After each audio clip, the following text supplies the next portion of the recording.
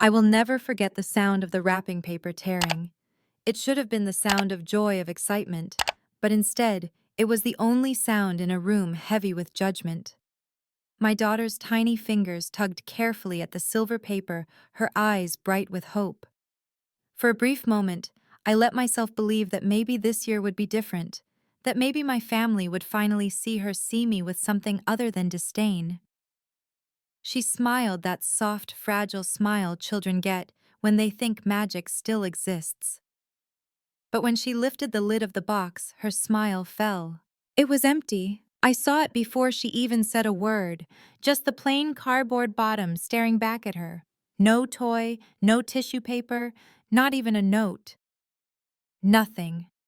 My breath caught in my chest, confusion rising. Was it a mistake? A cruel joke?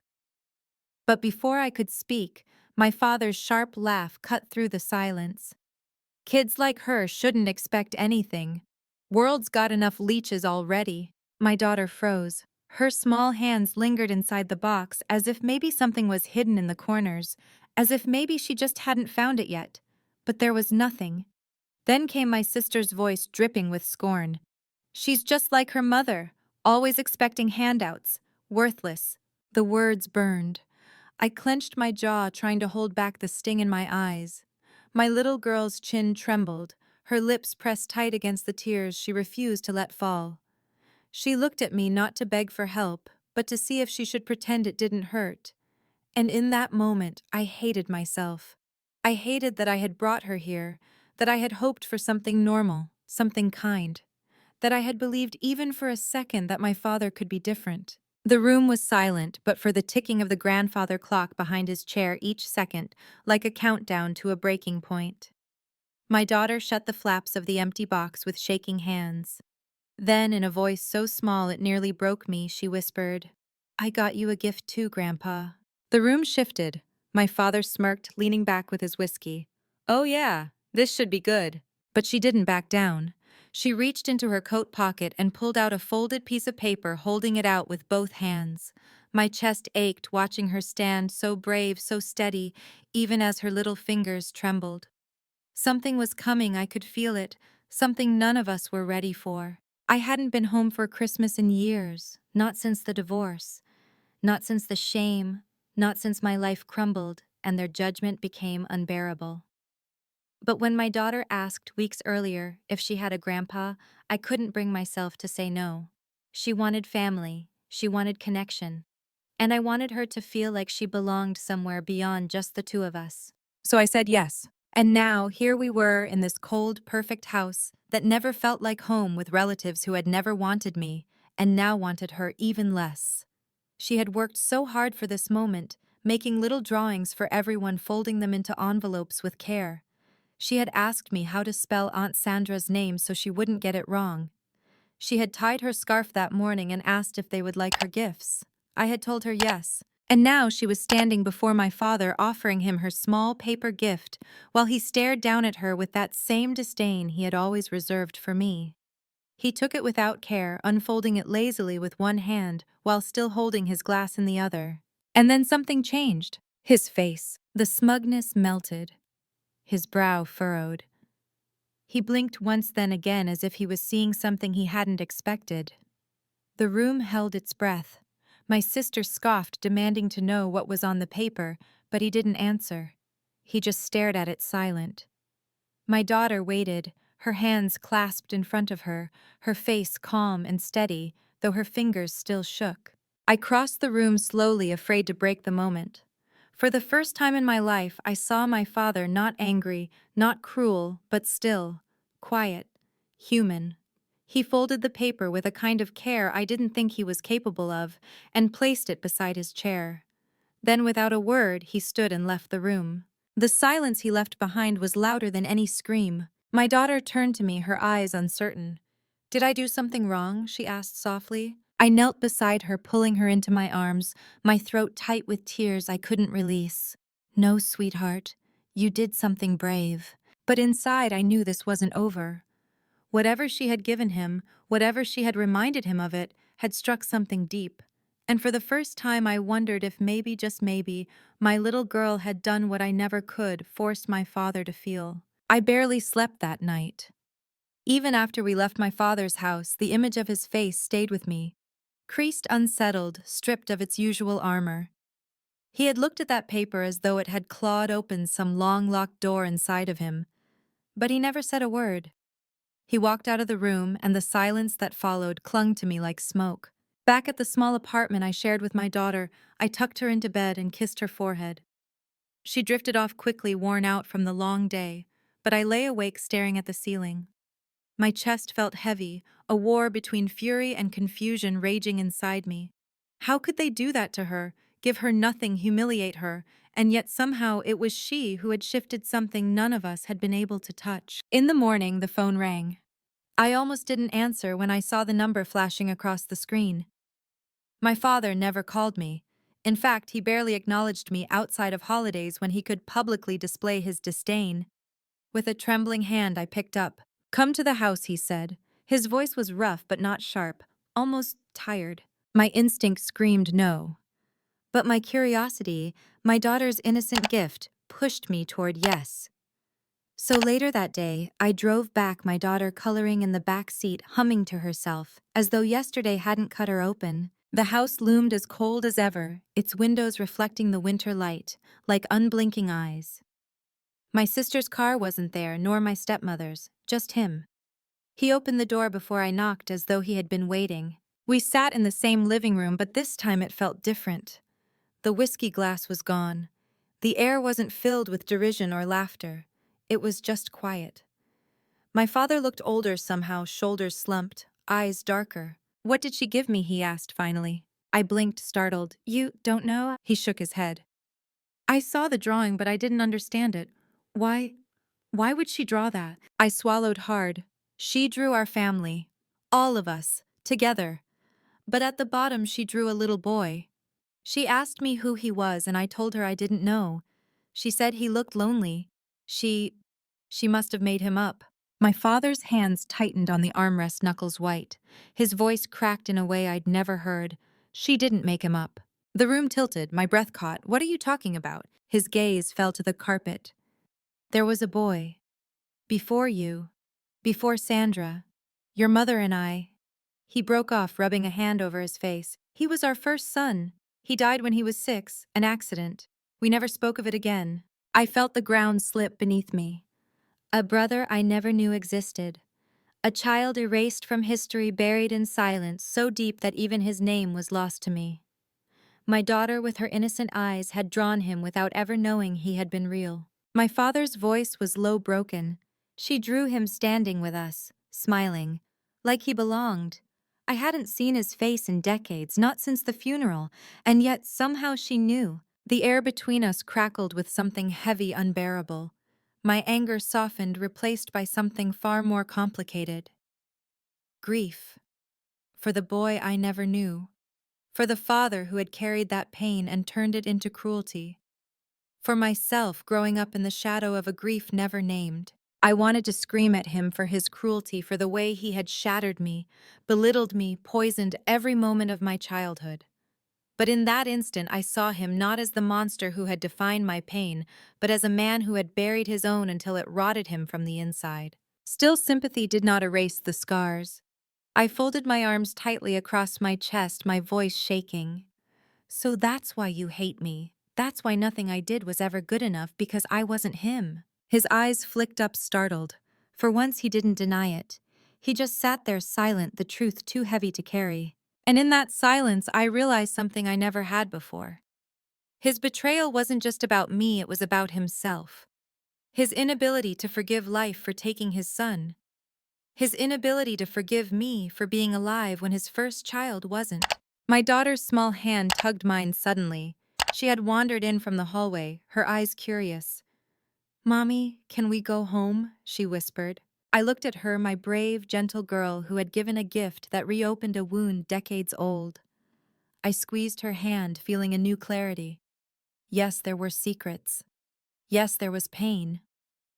But she and I didn't belong to the silence he had built. We belonged to each other. The ride home that day felt heavier than the drive there. My father's words pressed into my chest like stones, suffocating me.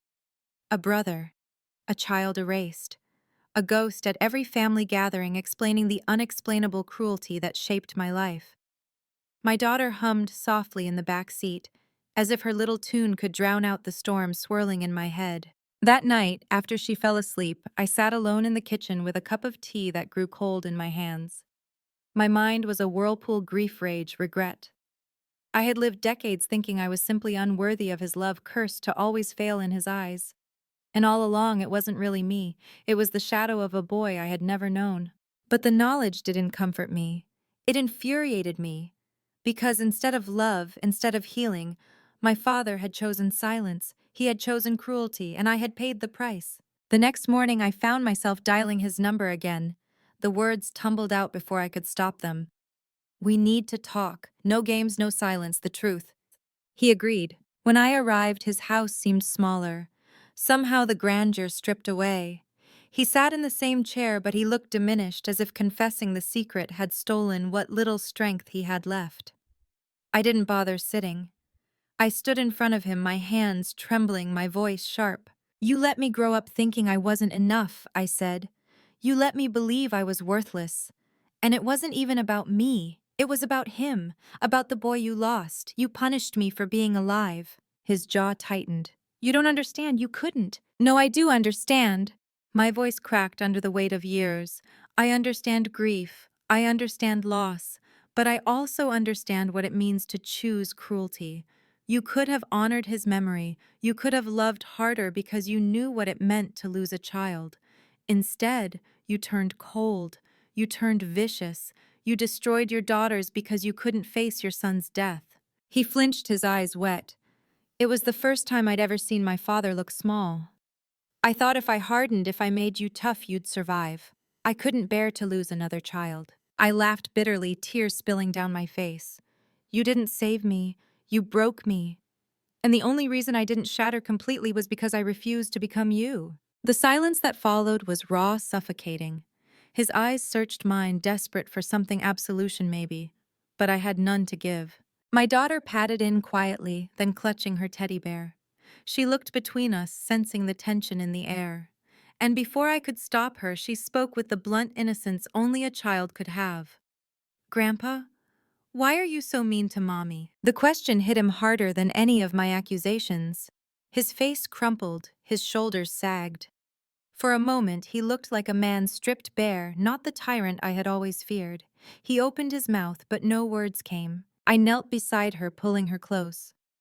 "Sweetheart, some people don't know how to show love. They carry pain that makes them hurt others." Her big eyes blinked up at me. "But hurting people doesn't make the pain go away." Her words were simple, yet they cut through the decades of silence like a blade.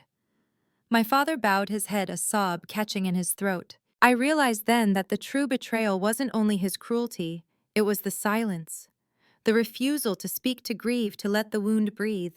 It had poisoned all of us. I stood holding my daughter's hand. "We're leaving," I said. My voice was calm but final. "I don't know if I'll ever come back, but I won't let your silence or your cruelty pass to her. This ends with me." For the first time, my father didn't argue. He just nodded, tears slipping down his weathered face, his eyes fixed on the folded paper my daughter had drawn. He reached for it as though it were the last fragile thread connecting him to what he had lost, to what he had broken. I turned away, my heart heavy but clear. I had carried his shadow long enough. Now it was time to lay it down. The drive home was quiet, the kind of quiet that hums deep in your bones. My daughter fell asleep in the back seat, her small hand still clutching that teddy bear like it was her anchor to the world. The winter night stretched long and dark outside, but inside the car I felt something shift. A weight had lifted, not completely, but enough for me to breathe again. When we got home, I carried her to bed and sat there for a long time, brushing her hair back from her face. She had no idea how much she had changed the story of our family.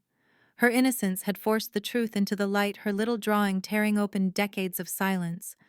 She didn't even know that she had given me more than just courage, she had given me permission to let go.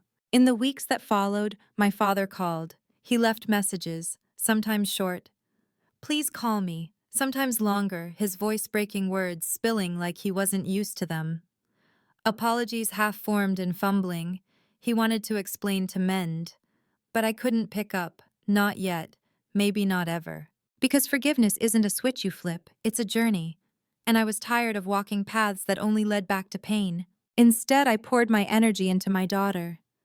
We cooked dinners together messy and warm. We painted pictures that cluttered our fridge. We laughed in the mornings even when life pressed heavy on my shoulders. She began to hum again, not to drown out the silence, but simply because she was happy. And I realized this was family. Not the people who tore you down, but the ones who lifted you up. Not the ones who left you empty, but the ones who made you whole. Still, there were nights when the memories crept back. I would think of the boy, the brother I never knew. I wondered if he had laughed like me, if he had my mother's eyes, if he had loved the snow in winter. And I grieved for him, not just because he had died, but because the silence that followed his death had stolen so much more. It had stolen love from the living. One evening, as I sat with my daughter, she asked, "Mommy, will we see Grandpa again?" Her question stilled me. I thought of his bowed head, his trembling hands, the way his face had crumpled when she asked why he was so mean. I thought of his decades of cruelty, his sharp words, the empty gift box. And I thought of the truth behind it all, a grief too big for him to carry when he had dropped on my shoulders instead. "I don't know," I told her honestly, "but I do know this, you and I, we will choose love, always." She smiled content with that answer and laid her head in my lap. And in that moment, I felt something I hadn't felt in years, peace.